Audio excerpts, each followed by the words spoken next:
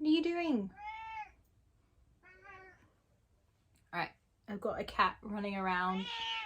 So if you hear a meow, that's who's meowing. Hello, welcome to Oceanic Oracle.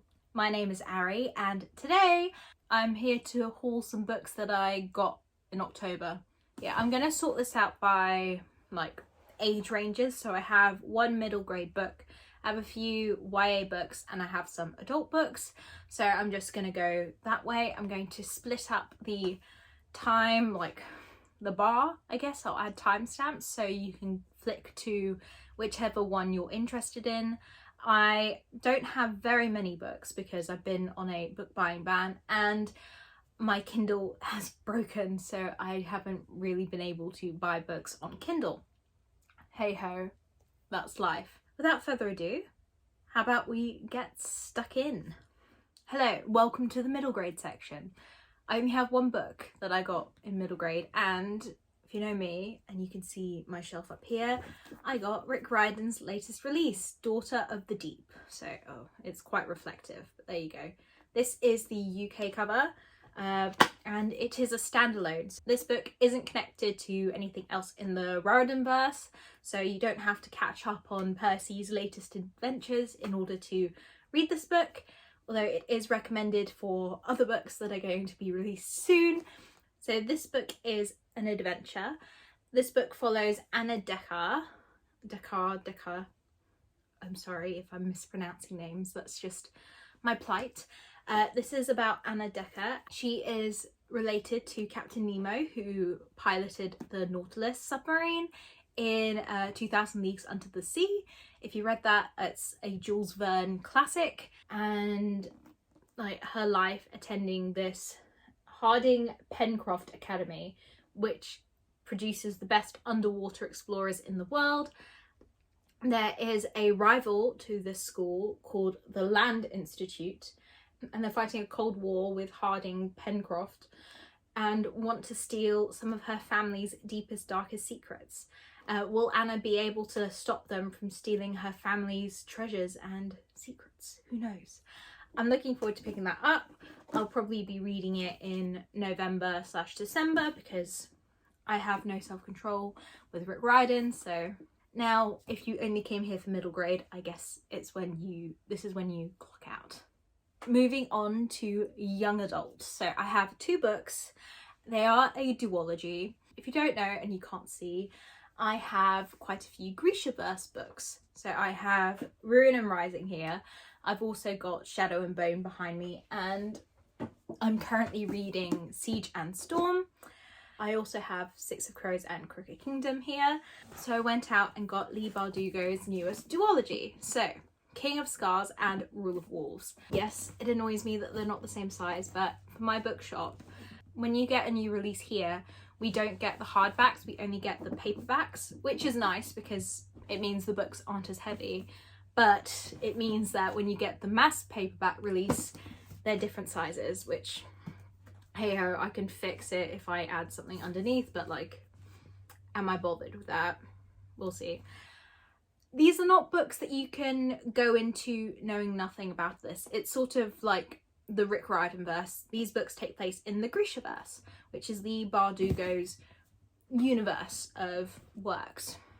So you start off with the Shadow and Bone trilogy, and then you read Six of Crows and Crooked Kingdom, and then you move on to King of Scars and Rule of Wolves. This was released earlier this year, and I haven't actually picked up King of Scars before, so I thought, why not get them? Anyway, I'm really excited. I've just been introduced to one of the main characters that features in these books. I have read Six of Crows and Crooked Kingdom, so I also know another one in here, and there's another character from the first trilogy that I'm excited to read or learn more about. But this primarily follows a character that gets introduced in the second book in the Shadow and Bone trilogy. So I don't really want to say much about it in case I spoil things. This is about the reunification of a country, which I'm not going to say. If you haven't read the first books, you're not going to be interested in these two. So this is the sequel to King of Scars. Lots of people were raving about this earlier this year, Lots of people really enjoy Leigh Bardugo's writing, and I am one of them, so I'm looking forward to reading those. I think I'm going to, from what I've read so far in Siege of Storm, I think I'm going to really like one of the main characters in here particularly. Yeah, excited. I'm not going to spoil anything because I think you should really start with the Shadow and Bone series. Don't go into these books without reading the things that set up these characters. So I wouldn't recommend you pick these up unless you have read the other books in the Grishaverse, and if you're interested. And now on to the adult books. So I have one non-fiction book and I have one fiction book. So I'm going to start with the non-fiction book because I've already read this. This is Bad Blood: Secrets and Lies in a Silicon Valley Startup. This is about the company Theranos and its founder Elizabeth Holmes. I read this last week and I was intrigued. There's stuff in here that I can't believe like is real life. If you haven't heard of Theranos, like I hadn't until earlier this year, actually like a few months ago, I didn't know who she was. She was a CEO of a startup company in Silicon Valley, and right now she's going through a trial. She's been charged with, I think it's 9 counts of wire fraud and 2 counts of conspiracy to commit wire fraud. That's what she's being charged with, and the trial is going on right now. It's fascinating. This was the story about a woman with a dream that caused a whole load of issues for lots of patients, possibly putting their lives in danger. The author of this book, John Carreyrou, has also been releasing like a weekly podcast based on the trial that's going on. So it's called Bad Blood: The Final Chapter. And that is a very interesting podcast to listen to. I listened to it in tandem with reading here, and some of the stuff that he goes through in that podcast sort of discusses what happens in here. And this was a trip. I couldn't believe that this was actually real life. I thought some of the stuff in here feels like science fiction. And this is coming from like someone like me. Like I didn't train to become a doctor. I wasn't a biomedical student. I didn't study biomed. I studied zoology. I studied marine biology. Even though I have a general understanding of biology, this just doesn't seem real. Like, I'd love for stuff like this to happen in real life, but not right now. If you're interested in like a real world thriller, pick it up. I think it's being turned into a movie, at least it says so on the back. So it was a real page turner. I was just fascinated.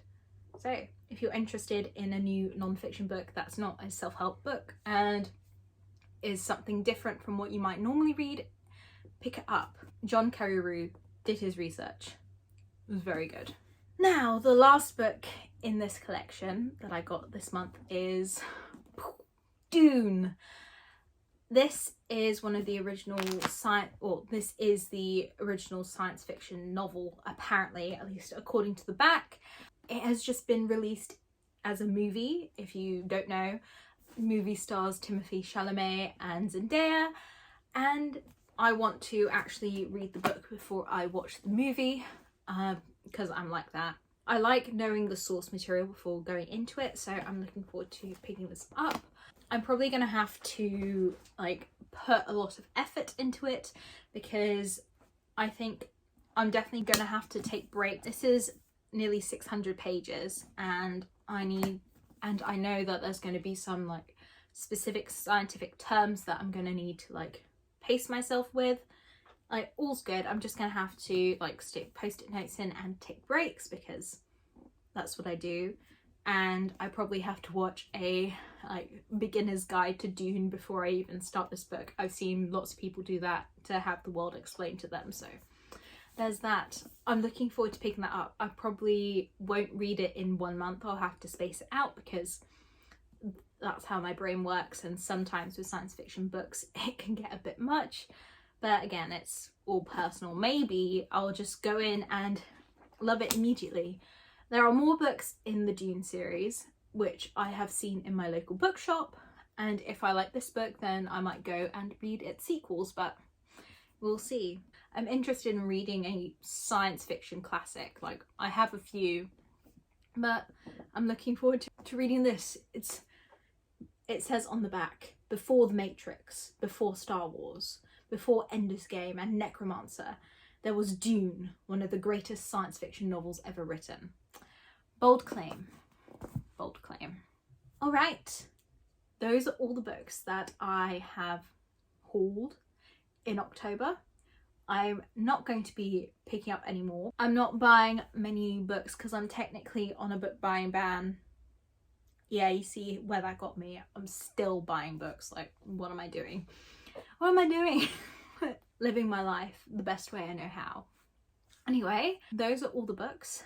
I hope I talked about one that was interesting, and if I just glazed over stuff because you definitely need to read books in the beginning, yeah, you should read the books prior. I'm talking about you, King of Scars duology.